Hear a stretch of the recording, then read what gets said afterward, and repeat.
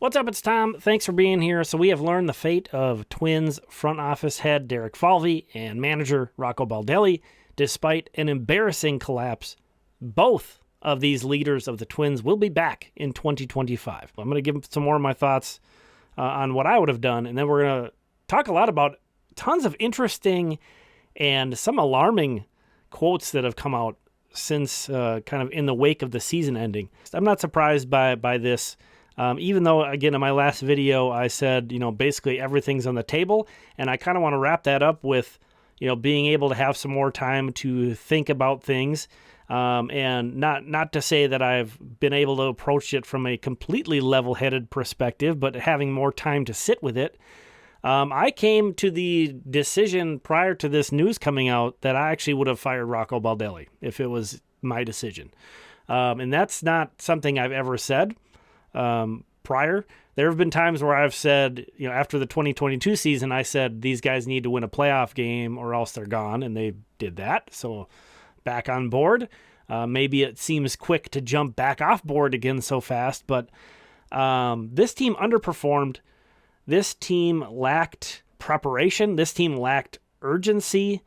I think they had the talent, and it was clear they had the talent to qualify for the postseason, and they had to do very little in September to qualify for the postseason, and they could not do that. Rocco Baldelli, he was a laid-back kind of a guy. He was a laid-back approach that can work with certain teams, that can work in certain situations, but I think it's pretty clear it did not work in this situation, and I'm not sure why you can confidently say you think it's going to work in 2025. I know that's kind of like a bomb to drop, to be like, yeah, I would have fired Rocco. Let's just move on from that. But he's not going anywhere. So I do think it's kind of not worth a whole lot of extra discussion. I'm not saying necessarily he deserved to get fired and I'm upset he's returning. But what I don't get is someone tell me what's going to be different in 2025. If you're bringing Derek Falvey back, if you're bringing Rocco Baldelli back, what are you doing next year that's going to prevent something like this from happening again? Because again, we saw a collapse in 2022 from this same leadership group. So this is, that was a different scenario, but this isn't the first time we're seeing this. But again, that's kind of rehashing things I've talked about in the last video. I want to focus on some of the quotes that are coming out. I will pre-apologize. I'll thank you and then also apologize. Thank you to all the beat writers. These quotes are coming from pieces written by Do-Young Park of MLB.com, Dan Hayes and Aaron Gleeman of The Athletic, and Bobby Nightingale of the Star Tribune.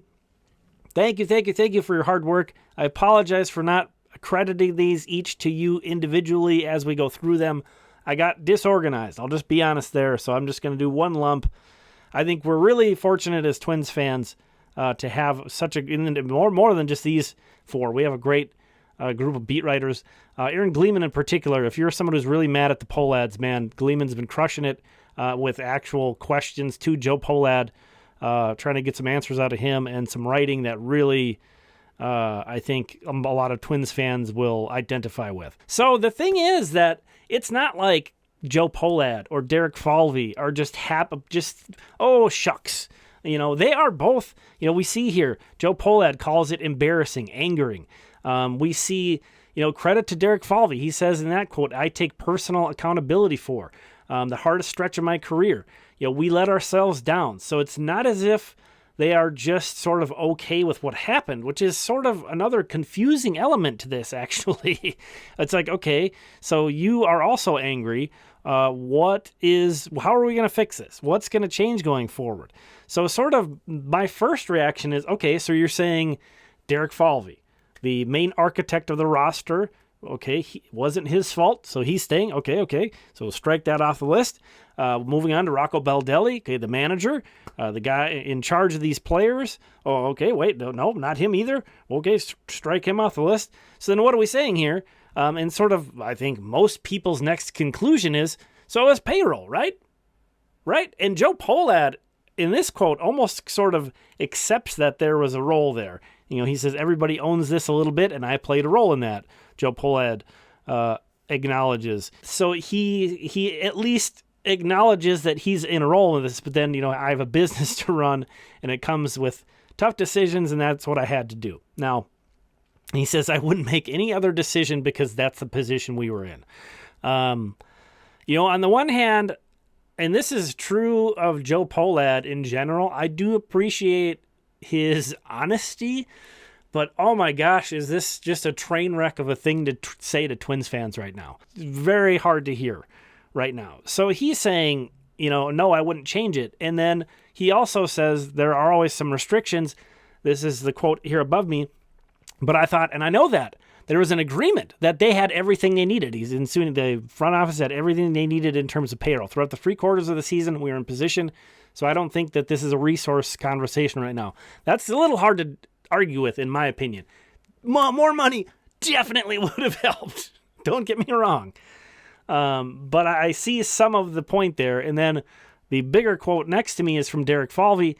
And he says, the harder part for me as I sit here today is that this stretch of baseball and us not being where we need to be was not about payroll, Falvey says. Now, on the one hand, do you expect Derek Falvey to be like, hey, listen, our cheap owner didn't give us enough money? No. But he also doesn't need to say this per se. He said it just wasn't. There's no way to put it. This was about the team that we had on the field that was 15, 17 games over 500 and capable of playing baseball the way we needed to down the stretch, didn't play. I think that's tough to argue with because, again, if the Twins just didn't completely collapse, they would be in the postseason. That's all they had to do. But we're left with this, huh? Okay, so it's not the front office. It's not the manager. It's not the payroll. What? Okay, so it's the players? I mean, I feel like I'm a little bit of a players got to play guy. You've heard me say that if you watch the channel a lot and we talk about managing. I will say that a lot. But man, I felt a little bit hypocritical saying that I don't like that messaging from the leadership with that being the case. But then after reflecting on that longer, it's like, wait a minute, I'm just a Twins fan with a YouTube channel. I feel like it's a little bit different if I say stuff like that than if the team owner who funds the team and the guy in charge of the front office who builds the roster, those guys blaming the players and saying, oh, we were bad because of them. That's a lot different than just me sitting here recording as a Twins fan, recording a video and commonly saying that when things don't work. And I'm speaking of that in individual games usually, not big picture stuff. But this quote here says several players, including Bailey Ober was quoted here, said that the players are to blame. And he says, I feel like most of the blame should be on the players. And it wasn't just Bailey Ober. Again, reporters say that several players echoed that statement. So the players are taking responsibility. Carlos Correa, we're going to take a look at a few quotes from him. He says, if you want to have anybody to blame me for going down for 2 months and not being a part of the team. I think that's one of the main reasons for the collapse. There are some leaders in that clubhouse who are kind of taking that on, but it's also a sign of poor leadership that it appears evidence that leadership is the problem, not the players, in my opinion. Correa, he says, we have a lot of young guys and a lot of people trying to help them, but at the end of the day, everybody has to figure it out on their own. And then he comments, there's got to be a sense of urgency in terms of showing up earlier and getting the work in, trying to find something that can help us. And asked if he has felt that sense of urgency, he says, some guys, yeah, and goes on. Now, some of this, like a lot of this, I think I would have taken and been a lot more positive about in regard to Carlos Correa had he not hustled on a ground ball in the infield that he could have reached on in that 13-inning game.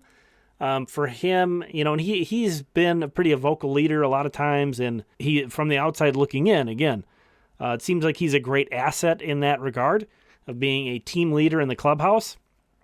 But I think some of this is not going to land well when you're not hustling out of the box in the 13th inning.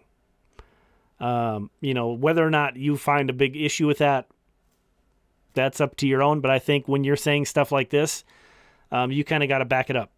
And I'm not so sure everyone feels like Correa has done that. And again, that's unfair of me to say from the outside looking in. But there's there's so much going on in this Royce Lewis quote. It kind of falls on, obviously, the players, Lewis said, but I didn't realize it was just on us. Now I know that we're going to carry a lot of the load, especially the young guys. The cheap guys is the best way to put it, Lewis said. There are so many trigger points in this quote. Oh my gosh. And I don't know if maybe this was so off the cuff that we could read into things that he didn't actually mean.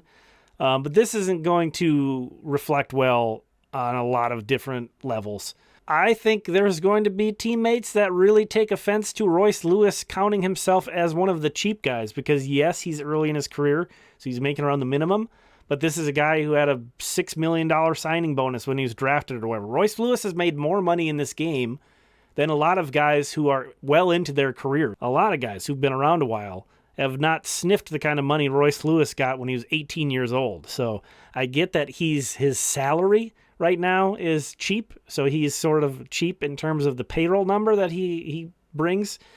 But yeah, I think there are some guys, some of the guys who signed for, 5-figure bonuses, guys drafted in past the 10th round, who are going to see that from Royce Lewis and be like, oh, okay, you're a cheap guy. Okay, Batman. And he played terrible. I love Royce Lewis, but he played terrible. And, absolutely was part of the problem. And it seems like he's being defensive here.